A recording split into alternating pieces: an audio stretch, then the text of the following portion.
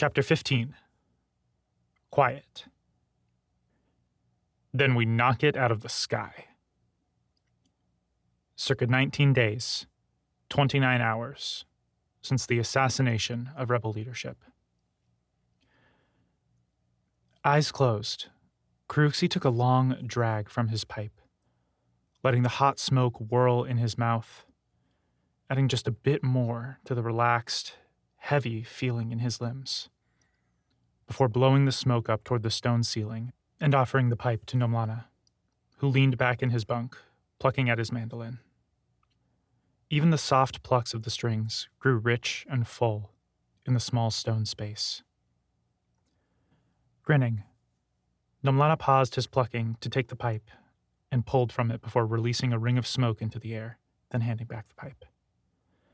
A thin trail of smoke floated out past the open curtain into the common area.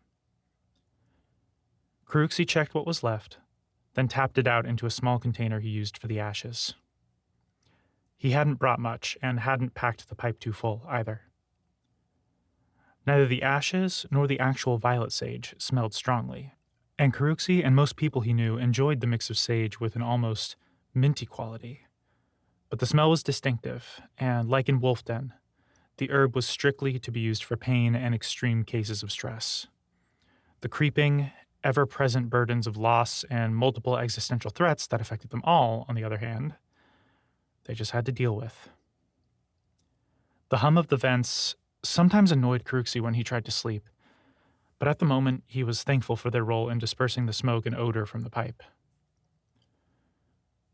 With his pipe and the ashes tucked away in a pouch at his belt, Kruxi leaned back against the opposite corner of Nomlana's bunk, resting the back of his head against the cool stone. As much as his antlers would allow him, at least. Taking a deep breath, he closed his eyes again and listened to Nomlana's playing. After a while, something caught his ear. He cocked his head, opening heavy eyelids to gaze at Nomlana. That sounds familiar. Nomlana smiled, eyes still holding some of the desire they'd had earlier when he and Kruxi had taken advantage of Lysanda's absence. It's an old Samyati song. Easier to play on a mandolin than a lot of Natari music. Kruxi nodded, trying to place the melody. The fog in his head, slowing his thoughts, didn't help. It sounds sad. Was I that bad? Nomlana grinned, shaking his head. You know you weren't. Kruxi grinned back, and Nomlana bit his lip for a moment, eyes traveling down Kruxi's bare torso. That wasn't why Kruxi had kept his shirt off, but he didn't mind the flattery. When Nomlana looked back to his instrument, he shrugged. I don't know why. I think it makes me think of better times. But then I remember that we don't have much chance of returning to the way things were. Kruxi nodded, his mind traveling back to the last few days since his initial meeting with Mahele. You've been spending a lot of time with Mahele and her advisors since you met with them. Kruxi raised an eyebrow, shaking himself. I'd say I've been with you or working with you and Lysanda far more than I've spoken with Mahele and Kitai. He rolled his shoulders, stretching his arms. I think I'm finally getting used to working all day. Nomlana grinned. Almost there, maybe. And you know what I mean. Kruxi brightened his gray nodes and clear nodes to disperse the fog, slowing his thoughts. He didn't want the high to end, but needed to think a bit more clearly if he was going to deflect without being too obvious. Before he could respond to Nomlana, however, his enhanced hearing caught a pair of footsteps just outside the door. What does Nomlana mean? Lysanda asked as she pushed through the curtain, a curious smile on her full lips. She looked at him, then Kruxi, and arched an eyebrow after looking him up and down. Really? Kruxi matched her expression as she sat down. What? Don't you want to have as few clothes as possible on when you don't have to wear armor and a light cover in the heat outside? Lysanda rolled her eyes, leaning back in her bunk. Her coat hung open, but she still wore an undershirt. Of course, but I'm a woman and he's my cousin. she said, gesturing to Nomlana. It's a Samyati thing, Nomlana said. I could care less about pits. All seeing them does is make me glad I don't have to deal with them. Cruxy laughed as Lysanda folded her arms over her chest, cheeks turning a dark purple. Then she turned her gaze on Cruxy. So, back to my original question.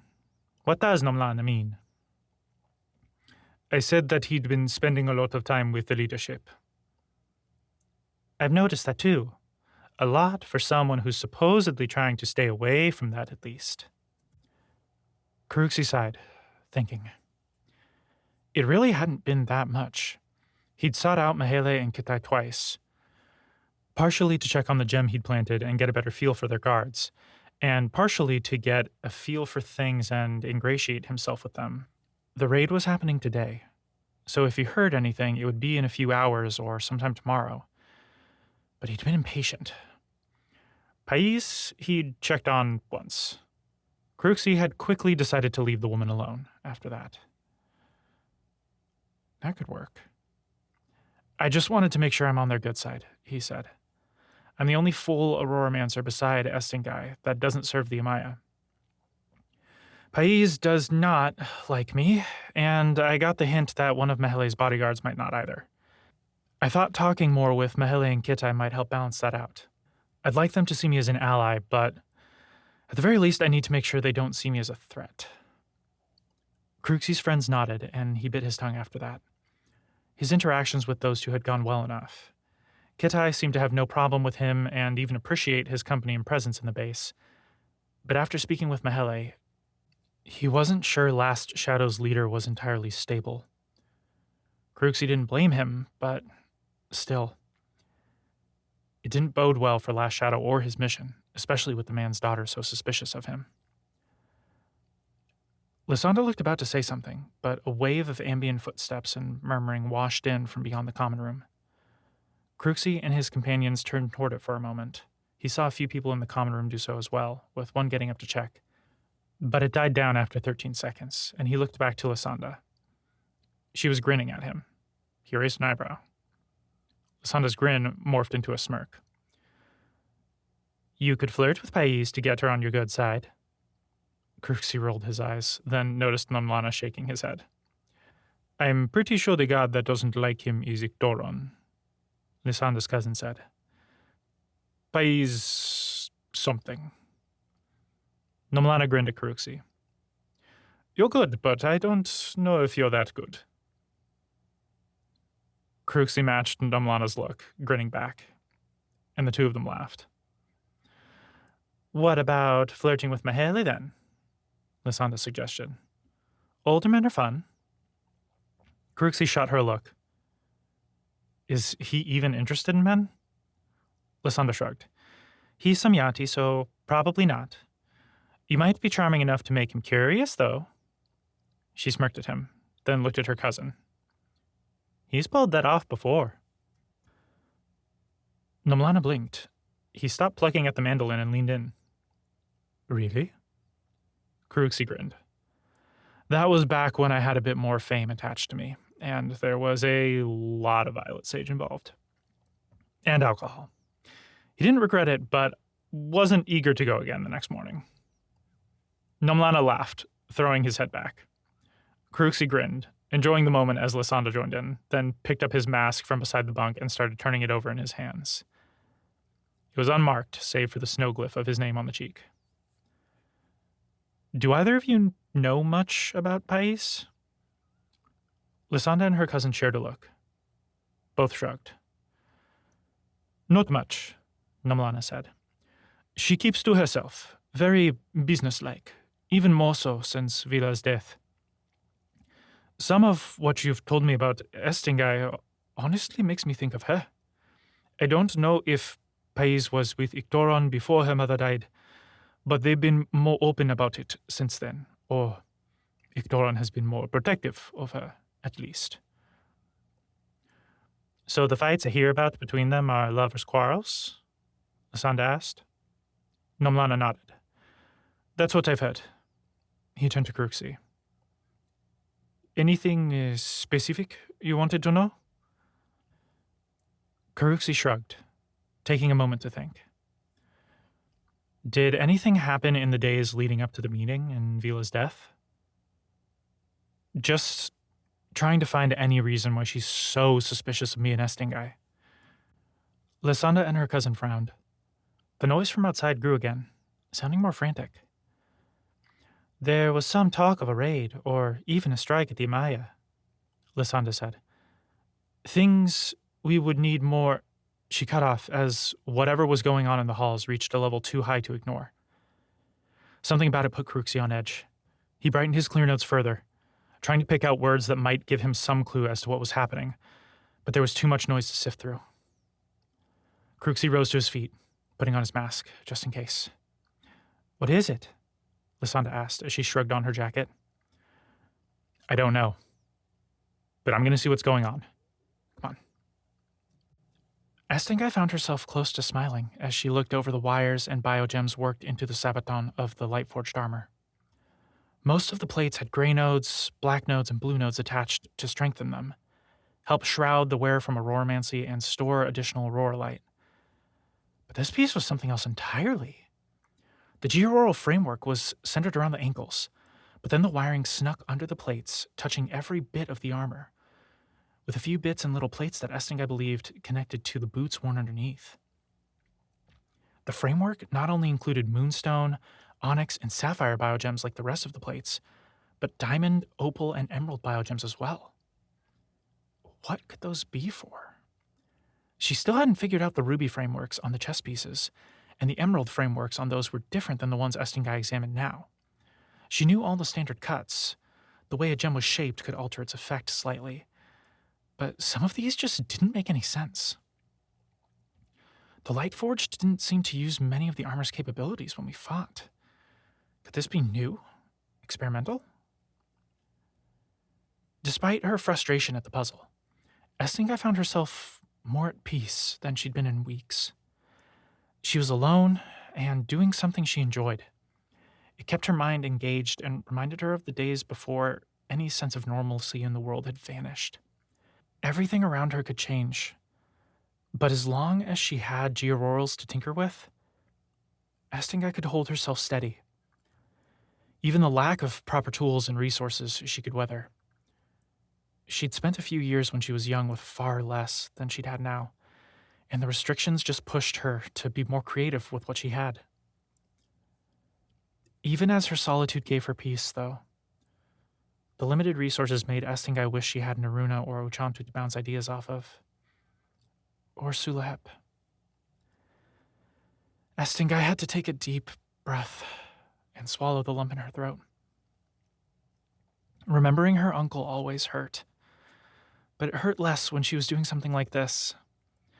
It made her miss him, as he'd taught her the fundamentals and how to reverse engineer what she'd found to conserve or repurpose resources. But to Estingai, when she worked on these, her uncle lived again. Fingers working at the intricate, delicate structures of geaurorals along with her own. Estingai? Estingai jumped at the voice, then blinked, straightening as she found Mariatla standing in front of the curtain. Was I really that engrossed in my work? She supposed that was a good thing, but didn't like the fact that someone had snuck up on her. What do you need, Mariatla? The woman took a deep breath, eyes scanning the room and the workbench. Then Estingai. What are you doing here? Estingai raised an eyebrow. What does it look like I'm doing? Mariatla sighed, and Estingai looked back to her work. The only people that could work with something this complex aren't here. If I can repair and replicate this armor... But you can't, Mariatla snapped. Estingai blinked at the woman's tone. We don't have the resources, Mariatla continued before Estingai could object. That would require stealing too much from the Amaya, and the benefit wouldn't be worth it. Of course it would. It could make all the difference in combat if... And who would wear it? You haven't fought since the second time you dragged yourself back here alone and half dead. Your leg is still healing. But an injury like that didn't stop you in the past. You've barely taken on any responsibility in getting things done around here, except when it allows you to do what you want to do and ignore everything else, while putting the burdens you should bear onto everyone else. Aiden and I are running ourselves ragged trying to keep the base running, communicating with Icevane and Stormswind, and ensuring that Meika and Udina think that the partnership with us is worth it. We need you. Estingai set her jaw, blood boiling. I told you why I can't lead. Darkness! Mariatla swore. Get over yourself, Estingai. You're not the only one grieving. We've all lost people. We all lost Svemaku and Raima, not just you. He was your husband, but he was my friend. Most people in Frozen Phantom looked up to him as much as they looked up to you or Raima. You just thought you three were invincible and finally realized that none of us are. Estingai swallowed. Stomach tight, throat dry. Even if she could speak, what could she say to that? Raima believed in you, Estingai. Mariatla jabbed a finger forward as she stepped closer. You're the last of the Knights Reborn, and you're the best chance we have at something other than cowering in these caves until the world ends. But you need to actually help, not just fighting or working on the ships and other Georural tech. We need you to use your name and your history, and the fact that you're an Aurora-born. You were trained by the man who helped build the Amaya and then tried to tear it down for the Aurora's sake. Mariatla took a deep breath and straightened. You're the only one who still brings us hope, she said, voice quiet as she tucked a stray lock of hair behind her ear. Even if you don't have any yourself. Mariatla's words twisted Estingai's stomach. Have I really been working towards Famaku's goal as hard as I thought? Or was I just too scared that if I tried, I might fail? Estingai held Mariatla's gaze, trying to think of something more than a platitude or an excuse. She took a deep breath and opened her mouth to try. Then the base alarms blared out in the halls, echoing down the tunnels.